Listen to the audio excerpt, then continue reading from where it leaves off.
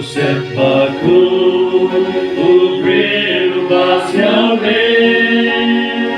Ubleya Meker Pangulaje Ubril Baku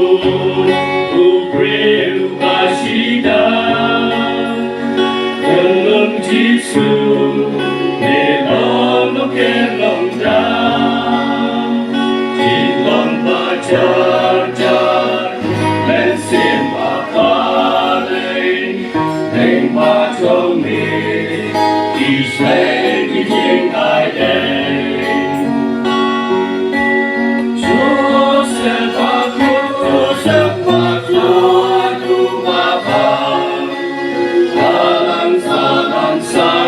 Melong ulang yadang Ipai ublay Sai ublay toyalang Hatsang tibasay Yayi topyang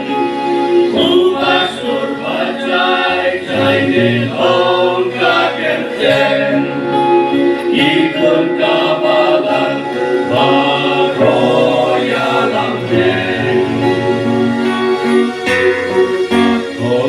Cinta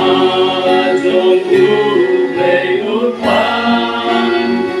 Lengba angel misinti Maria Langsung abhab jingin tam jingmang Nilang patloy Yesu banyada Kita sembah Deven hidup sang Jing suk jing kmen Berhai kedapatkan Sepenuh tempat selalu abang Bangsa-bangsa Milong gunung yadang Ipai ublay